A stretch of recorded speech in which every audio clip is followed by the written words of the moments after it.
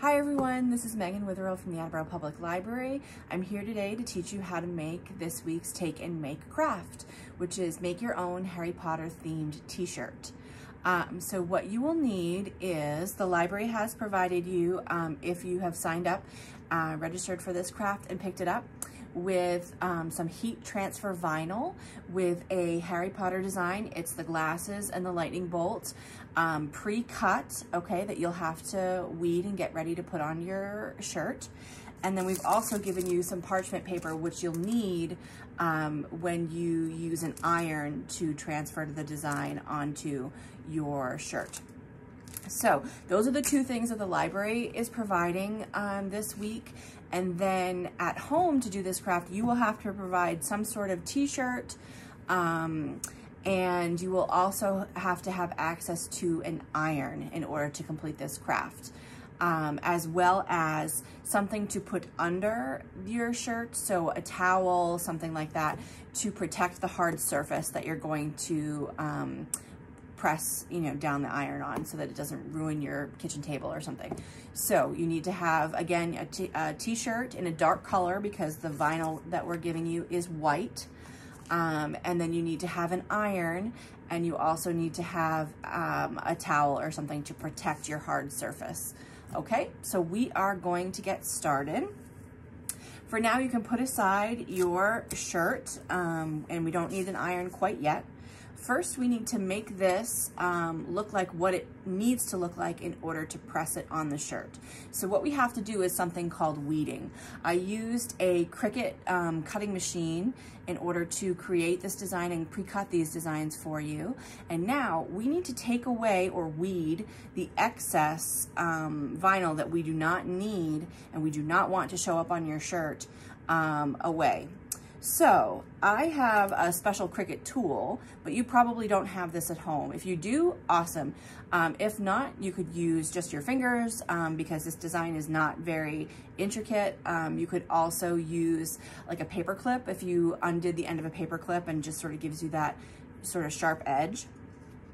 So you can see, which you won't be able to really see on camera, but on your design, you'll see that there are glasses there, and there's a lightning bolt. So we want to take away everything else. So what I'm going to do is I'm going to get one of these edges up, and I'm just going to do this with my finger, and then I'm going to hook it just like this so that it pulls back a little bit. And then I'm going to pull this excess off. Now, what should happen is the pre-cut design should stay where it is. But just in case, you want to pull very, very slowly and very carefully. And as you say, go around the lightning bolts, you just want to make sure that the whole thing stays. Can you see that that has remained as I pull this back? There will be a lot of excess around, and so I'm pulling around the side. You can see my glasses start to form here. I'm pulling underneath, again, very gently. This is a very simple design, so that hopefully it's nice and easy, and you just pull all that off. Now, of course, there is still something left here that we don't want to be there, because I don't want the center of my circles to be there. So that has been cut as well. So again, with your finger, you could just get it up if you've got nails, or not, if not, which I really don't. I'm using my tool to kind of get a little lift in this, so that now I can easily pull that out. Okay, and so it'll remove just like that. And so now I'm going to go ahead and do the other one. And I get this lifted. You just want to make sure that you're not cutting into the design that's actually staying behind, and just pull that off. And so you want to look at your design and make sure that there's nothing, no excess remaining on there, okay, that you've pulled out the center of the circles, that there's no little like piece for some reason of the white heat transfer vinyl on there, because if you leave it there, it will get pressed onto your shirt even though it's not part of the design. So that is what it should look like. I'm just trying to get out of the glare here so you can see it. All right, so that's the pre-cut design, all weeded and ready to go. And so now I'm going to move us to another location so that we can press this design on the shirt, and I'll show you how to do that. So now is when you'd want to get your iron ready. Okay, I'll see you in a minute. Okay everyone, so now we are ready to press our design onto a shirt. I'm going to show you how to do that. A couple things to remember. You want to heat up your iron. So I'm using a Cricut Easy Press, so I've got that all heated up right now. For at-home irons, you want to turn any steam or like misting settings off, and you want to set your iron to the cotton setting. And so just a reminder, you're gonna need that piece of parchment paper that we gave you in the bag. You're gonna need your shirt, and you're gonna need the design that you just weeded. You're also gonna need something to put the shirt on. So I happen to have this Cricut Easy Press pad, but if you don't have one of these at home, which many people won't, you can use a towel. I would suggest folding it over at least twice, because you don't want to damage the hard surface underneath, so with the heat. So you want to make sure that that is protected. I would also recommend that you have some adult help, especially for the kids on the younger end, you know, in 2nd, 3rd, 4th, even 5th grade, 6th grade, especially if you've never used an iron before. It is very hot, and so you might want to have some help with that. Okay, so you want to lay down your shirt on the side that you want the design to be on, and kind of smooth it out over, you know, the towel or whatever you've got it on. And then what you want to do is sort of think about where you want your design to be. So this is a small shirt that I'm making for my son. You know, I could put the design here in the middle. I could also put it here off to the side. You really can do whatever you would like, because it is going to adhere wherever you put it. The one thing that is a little tough sometimes to get the vinyl to adhere to are sleeves, because of sometimes they have the, you know, the creases in them, or they're, you know, it's a smaller area. So that can be difficult. So what you want to do is decide where you want it. So I think I'm going to put it like here in the middle. So you want to hold your shirt up. You want to make sure that it's all lined up, that it's even, and that it looks good. And then you do have to take it off once before, so you will line it up again. You have to sort of heat the area where the design is going to be. So run your iron over the shirt. You also want to make sure that there's no debris on the shirt where you're putting the design. So like if you have a dog, or if there's hair on your shirt, whatever it might be, you want to make sure that that is not there. So I'm going to turn this for now so I can line this up again. The golden rule when you're choosing where to put a design is you could use rulers to help line it up. That can be a great idea. I usually just eyeball it. I line it up if I'm doing it in the center with the tag. Can be a great idea, because that will sort of give you the center of the shirt. And you also, a lot of times what they suggest is you want it to be 4 fingers from the top, or at least 3 fingers from the top, so that the design doesn't look like it's choking you when you're wearing the shirt. So that sort of helps you line it up. So that's about where I'm gonna put mine. I think that looks good. So what I wanna do now is I'm gonna put my parchment paper right over the design so that we're not pressing right onto the vinyl with the carrier sheet. And then what I wanna do is take my iron, and you have to hold, I have a small iron here. You'll probably be able to do this whole design with a regular size iron in just one shot. But you want to hold your iron for 20 to 30 seconds over the design, pressing down with some pressure. And you want to do that until the whole design has been pressed. So I'm going to hold this here for about 30 seconds. I'm using some pressure. Of course, if you smell any burning or anything like that, please stop. Because maybe the setting is too hot.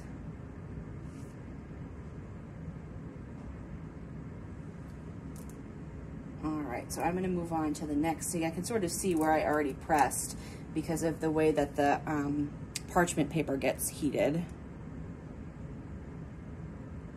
So again, I'm just using some pressure, holding this down.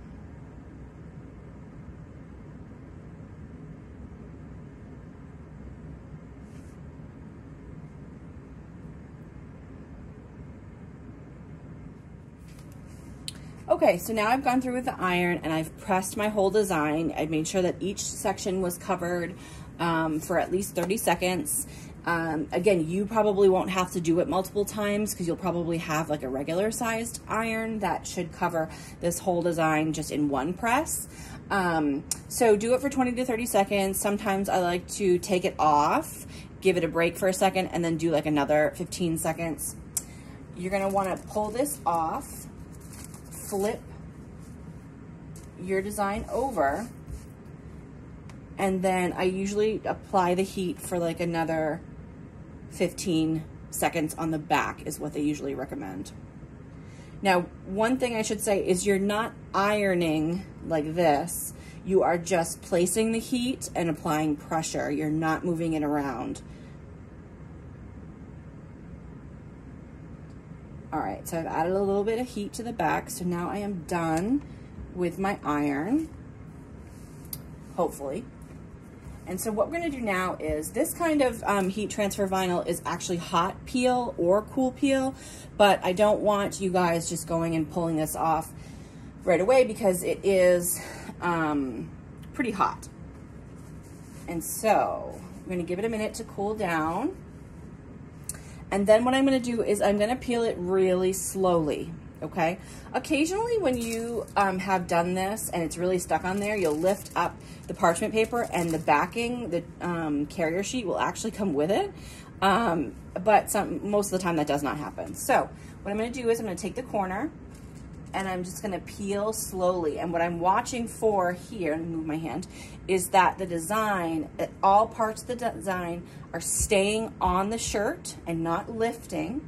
If it looks like it's lifting at all, put the carrier sheet back down, put your parchment paper back over, and give it some more heat for like another 20 seconds or something, because for whatever reason, maybe there wasn't enough pressure, but the design is not sticking to the shirt. Another thing to remember before you start is you always want to, and I'm gonna, since I didn't say this in the beginning, you want to pre-wash whatever you're using. So I'm gonna put that as text on the slide in the beginning. Because if you do not pre-wash your shirt, then this design, it might stick when you first do it, but it will not stay on forever. So now I have my Harry Potter t-shirt for my son. And so the recommendations for this, when you're pre-washing the shirt and getting it ready, you can dry it as well, but do not use a dryer sheet. That is not recommended because whatever it adds to the shirt, it makes the vinyl not really stick well. So you want to pre-wash it with no dryer sheet. After this has been applied, you can wash the shirt like normal. They do recommend that you wash it, you turn it inside out to wash. I don't always remember to do that, and I've had good luck with the other shirts that I have made sticking fine. There was one shirt that I made that I did everything right, and I made it for my husband, and still by the second wash the letters were lifting a little bit. So what I did was I took the shirt, I laid it down, and I put some parchment paper over it, and I repressed it, and it actually made the design stick right back to the shirt because I hadn't actually lost any of the lettering, which was good. So crafting is always trial and error. So we did a great job today. This came out really nice, but that's not always going to be the case. It's doing your best and learning from the experience. And I know that perhaps many of you have not done this before and it'll be your first time. So really, however it comes out is great. If it doesn't come out great, that's okay too. It just means that you learn from it. And if you ever try it again, then you'll do better next time. All right. Because I've been doing this for a while and I definitely have had some hiccups for sure. But because we're dealing with a pretty simple design, this should be relatively easy. It's a good learning experience, okay? So now you can walk around and wear your Harry Potter gear with pride.